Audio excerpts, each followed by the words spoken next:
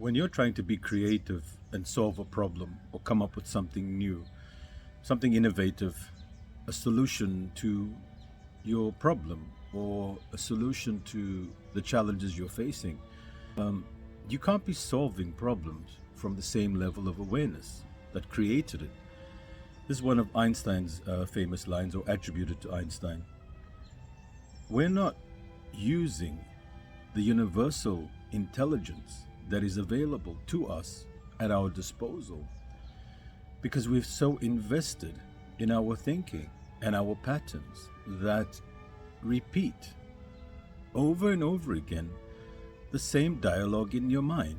So in other words, you're trying to solve a problem with work and you've got a situation, you've understood the principles or the issues surrounding it. Now you're trying to solve the problem from the same level of thinking that created the problem. So you're only going to see what's been available to you through your mind's conditioned perception. You can't see beyond the veil of the ideas in your mind, of the perceptions of your conditioning. And this is where you look at someone who's creative, or somebody, even a child, who is not so vested in conditioned patterns, or someone who takes psychedelics, or someone who gets to another state of being. They'll say things to you that will astound you. You say, "Well, I didn't see it like that. I didn't know you could look at the problem like that. I didn't know there was no problem." Because you have an idea of what a problem is, and they say, "But that's not the problem. The problem is actually that." Why can they see it and you can't? Why can they fix the problem and you can't? Look at any of the people that invented or innovated in any major way. They divested from the belief that they knew everything there was to know. They became aware of universal intelligence by one means or the other. Now, accessing universal intelligence is not done through thinking and through rational thought. It's done through intuition. Intuition is a word that we've used to describe a sixth sense, the ability to see beyond what our mind is telling us. And this ability, intuition, is something that we have ingrained in us from time immemorial. We have this ability to see beyond thought.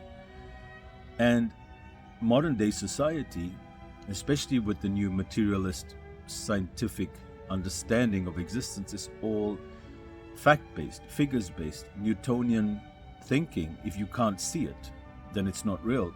If you can't measure it, then it doesn't exist. Not understanding, your measurement creates it, which is another thing that quantum theory has proven. So how do we access this inner knowing, this universal intelligence that governs the planets, the oxygen intake on the planet? We see every month so many new people being born. What's regulating the energy consumption on the planet? How do we produce more energy? How do we produce more oxygen? What's regulating the saline composition of the water? Photosynthesis in the flower or the tree, or the ability for one tree to give more water to the other tree. This communication in the underground world that we see through a mechanism, a network of communication between trees, between the forest, between rainforests. There is a communication happening, and some scientists have measured just through a science as well, that there is some kind of universal intelligence that is governing everything. Yet it doesn't think, it doesn't sit there going, okay, so I've got to produce 8 billion people's oxygen on the planet. How do I put this into a formula and deduct this, that, and the other? It's what the Chinese talk about, the ancient Chinese, the Tao. What is the Tao? The Tao is regulating everything. There is this universal nature, this perfection in form, how the moon changes its phases, how the sun rises and sets at a particular time, what governs the movement of the planets. In you, in your cells, in your body, there's 100 million processes happening continuously. What is regulating all of that? I mean, all you see is your thoughts and your face and your hands, and what's moving all of this? What's making my mouth move? What organs are responsible for me saying what I'm saying?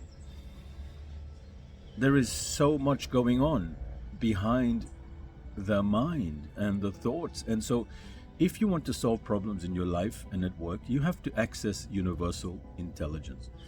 And so we see some of the great writings from people like Aldous Huxley, Joseph Campbell, other great writers of the past, that even Shakespeare, that seem to have written something that spoke from another language, yet it was related to our life and our world. This is their ability to tap into intuition, sometimes unconsciously, but you can actively do that by recognizing that your over-reliance on your conditioned mind is what's stopping you from seeing the solutions to your problems in your life and what's actually going on.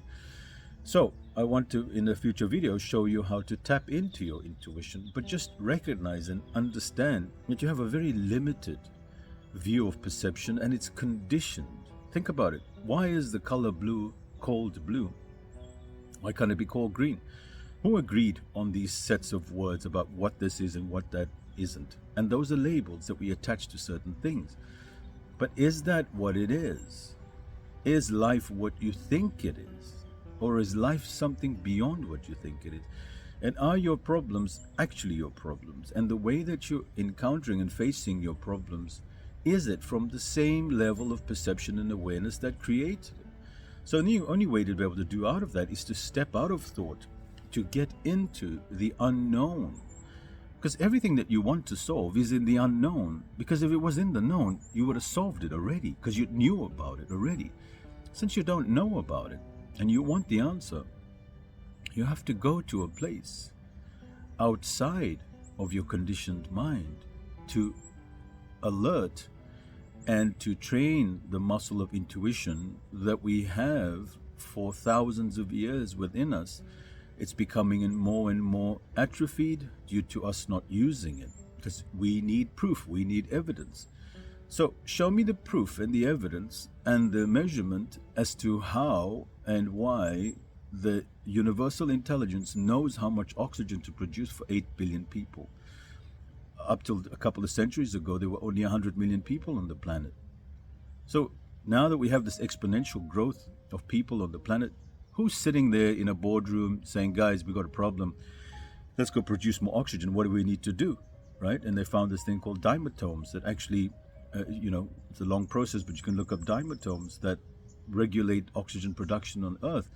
Who's doing all of this?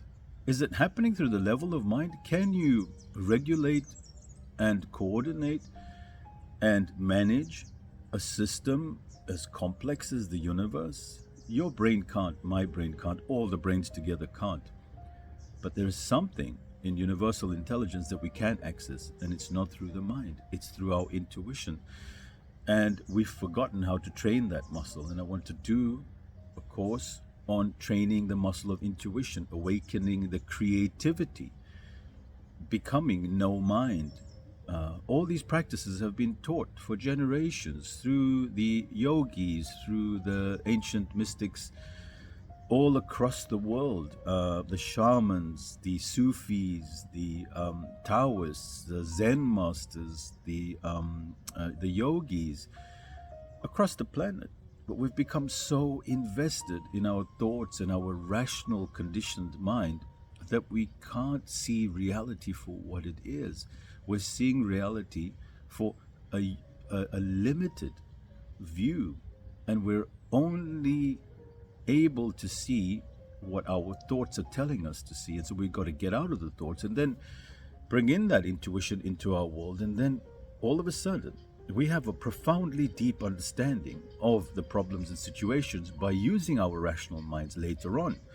But we're starting out with thought and we're finishing off with thought. We need to transcend thought in order to activate our intuitive centers, intuitive knowledge, and bring that to our awareness. And then we can solve anything in our lives as long as we're not so invested in our conditioned mind.